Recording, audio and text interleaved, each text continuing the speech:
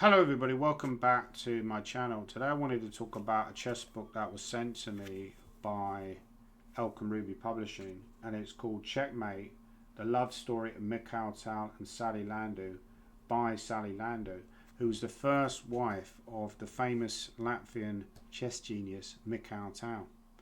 So this isn't a made up story, this this is a true life biography. And when I first read this book, I must admit, I thought, this isn't for me. I don't like this book. But when I got into it, it really started to grow on me. And I really loved the book. And it's really kind of heartbreaking, this book. It's really sad. That's the word I would use to describe this book, is sad and heartbreaking, but also inspiring as well. Because it talks about, kind of a more romantic era in chess where people had personalities. There weren't these boring clones that sit there all day playing Title Tuesday, preparing for like 15 hours with their chess base with orange juice. It's about Mikhail Tal, whose personality came through in his moves. He had that kind of personality that he didn't hide from the world, and he didn't hide it on the board either. So, obviously, he was a great chess player. I don't know. I mean, that obviously explains in the book how they met, what happens in their marriage. Not to give anything away, but obviously there were issues with the marriage. That's why they ended up getting divorced. I think Mikhail Tal was, it comes across in the book, he was a very typical chess player in many ways, that he was quite a selfish person. Not in a nasty way, but he had to be self-obsessed to be that good. He had to be self-obsessed about his career, and obviously that led to problems with the marriage. It's very interesting. The most interesting part of the book, in my opinion, is reading about their marriage. After he departs from Tal, it got slightly less interesting for me, because obviously you haven't got Mikhail Tal there as the main player. But still, her life after, when she explains how she brought up her son and she met somebody else, it's also very interesting. And the occasional moments where we'd have with Mikhail Tal, whose health started to decline quite noticeably possibly in the 1980s. He was a hardened drinker, and he had a lot of health issues. I think problems with his kidneys, and possibly, obviously, exacerbated by the drinking. I remember reading this book by Jan Timman, and he said that Mikhail Tal would hang around in the hotel lobby playing a lot of people blitz, and he was also a drinker as well, right? So people would buy him drinks to keep him going. And I remember one time he came back to the hotel to have breakfast or something like that, and Mikhail Tal was still there and not gone to bed, and he was almost like a ghostly-like figure. And I thought that was fascinating, the idea that this is this great player, but he's just also an addict as well. And there's this human weakness that makes us makes us sympathise with Tal. Sad. That's the word I would use to describe it, but it's sad, that these lives have all gone now. And I do think there is a misconception with Tal, actually, that he was like this wild hacker. I think he was actually a very kind of professional player as well. He was like, he wouldn't have been able to compete in that era if he was just some sort of like one-dimensional hacker. I remember I did a survey for a book that I wrote recently, and I looked at Mikhail Tal's games, and I think I took a sample. I must admit I didn't do his entire career, but I did a sample of his games from around about the period where he became world champion, and to see how often he would sacrifice, and what was his score when he would sacrifice. What was his statistics like? Would he win more often when he didn't sacrifice? One of the things I noticed, actually, he was actually quite discerning about when he would sacrifice, or certainly in the period that I did, and they were quite effective sacrifices. And also, it should also be pointed out that he had the skill to prosecute that advantage. When he got the advantage, he had the skill to prosecute that advantage. So other players might be capable of seeing these sacrifices, but they haven't necessarily got the skill to carry them through, whereas he did. So, yeah. So what I would say about this book is it's really, obviously there's no chess in it, but it just gives you a fascinating insight into Mikhail Tal's life. You know, what was his life like? What was Sally's life like? You know, with Mikhail Tal. It's a very well written book. She's quite a creative person, obviously, Sally, because she was an actress. So it tends to people tend to be attracted to people who are similar to them. So Mikhail Tal was also a very creative person. One of the things I wasn't aware of before I read the book, actually, that he was also a very good mathematician when he was younger. So maybe that's where the chess skill originated from. You can imagine now, because Tal was a bit of a showman and he liked to be the centre of attention. Firstly, he wouldn't take a lot of wet draws. You know, I saw some of the last rounds of European Championships recently.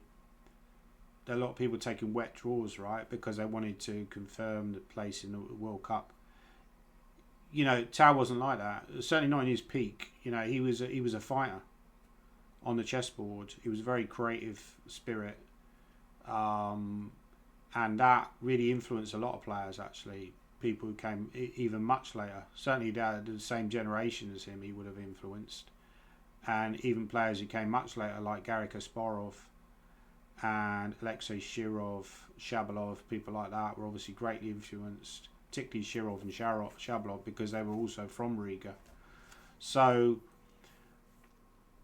he influenced a lot of players. I mean, and as it explains in the book, that he has more games in the best games ever. There was a book compiled or something like that, or there was a sort of list compiled of the best games ever. And Mikhail Tal has more games. Let me just close the window, actually, there's too much sun coming in.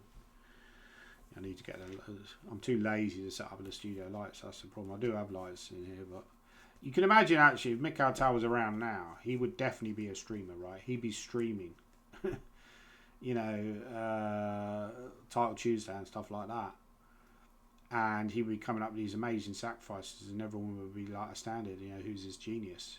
You know, that's. But he had a massive influence on chess, and he obviously had a massive influence on Sally's life as well. And it's a beautiful, you know, it's a beautiful story.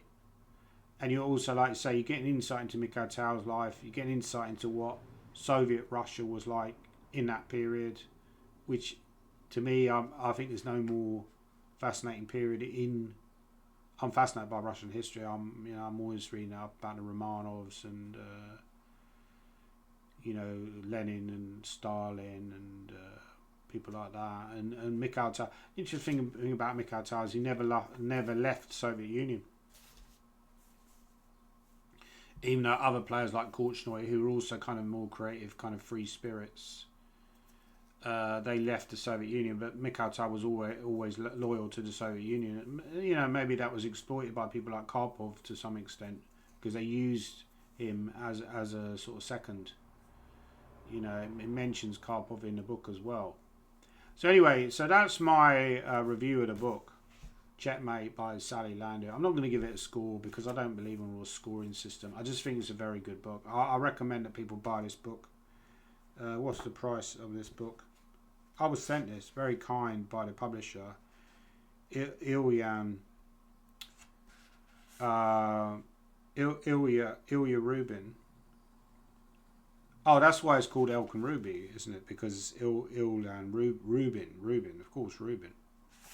Actually, I mentioned that in Silence of the Lambs, don't they? Billy Rubin, isn't it? Billy Rubin, right? But that's something else. It's like gold or something, right? Billy Rubin. It's like. All right. So the front cover is Sally and Misha the day that they announced their engagement. Very nice. So yeah, so it was sent to me by Ilya Rubin. Is a very good publisher, and he publishes a number of these chess books. There's also a few on the back there. The Rise and Fall of David Bronstein. There's Team Tau, An Inside Story. Another book I'm going to try and get at some point. There's Korchnoi, Evil Doer by Viktor Korchnoi. Yeah, he was another fascinating character in that period, who was obviously like a colleague. Tau actually had a very poor record against Korchnoi, because Korchnoi was quite a cynical person. He would grab pawns. He didn't care. He believed that he was better if he was material up. A lot of players that don't believe that they're better when they're material ahead. and so they don't believe in themselves. They didn't have the self-belief to stand up to Tao. Korchnoi did. One thing he didn't lack was self-belief. So that's interesting. So yeah, that story about Mikhail Tao and his physical decline. You know, I mentioned this Jan Timman story. That Jan Timman was playing a tournament, and Mikhail Tao was known to have health issues relating to his alcoholism. And Mikhail Tao mentioned in one of his books that he was playing in a tournament, and Mikhail Tao would hang around the hotel lobby, and he would play a lot of blitz with people. He just loved playing blitz. In fact, there was a picture recently of Ivanchuk in a hotel lobby because he loves chess so much. He's playing all comers and he's analysing with people and stuff, right? Mikhail Tao was the same. The difference is that Ivanchuk had coffees down the table. Mikhail Tao would have had whiskies and he'd been drinking all night. And obviously, over a period of several years, that's going to catch up with you. That's what happened with Mikhail Tao. By the time he got into his 50s, he looked like somebody who was about 70. I was a hardened drinker. So Timman mentioned how,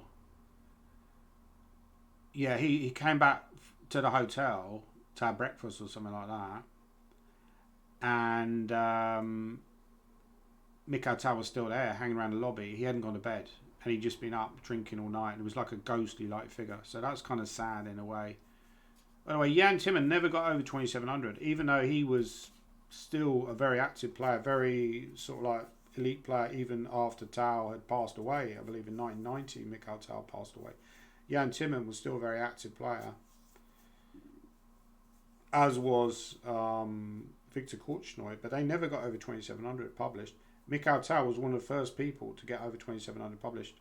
I think actually he might have been the fourth player. Was he the fourth player? Maybe after Fischer, Karpov, and Kasparov. Did he became? I'm pretty sure he was published 2,700 after Karpov and Fischer. Was he published? That's a good quiz question.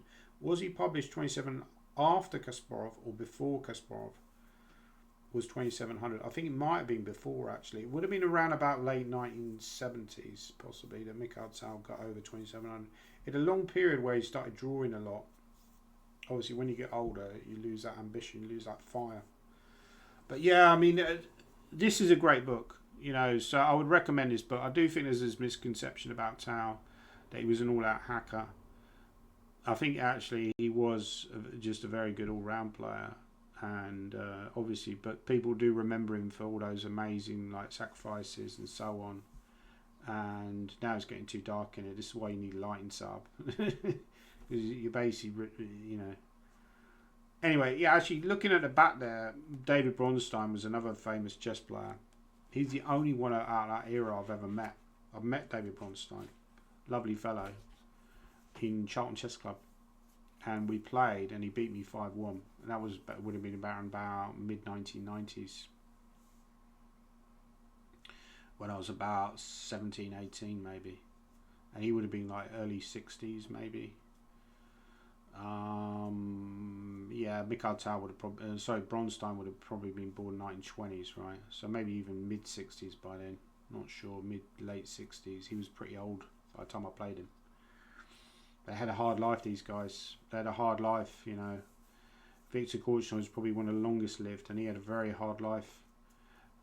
I think there was a story about him taking his grandmother's remains out in a wheelbarrow. Anyway, that's my review of Checkmate by Sally Landau. It's a lovely book, but it's really heartbreaking. I mean, it's a real heartbreaker because all these people are gone now, so it's just memories. It's very sad. That's the way I would describe. This is actually the most heartbreaking chess book I've ever read. But please buy a copy because it's a very good book and you won't be disappointed, especially if you're into all that kind of sentimental stuff and you like reading up about Soviet era chess. By Elkin Rubin. I'll leave a link down below to purchase. Please purchase a book because otherwise they're not going to send me these freebies because they're going to like, you know, nobody's buying this book. He's plugging this book on his channel, but he hasn't got any viewers. Nobody's buying the book. So anyway, please buy the book. Checkmate by Sally Landau. Anyway, I'm supposed to do a impartial review, right? I'm not supposed to plug the book. But yeah, that's my review of the book. And it is a good book, actually.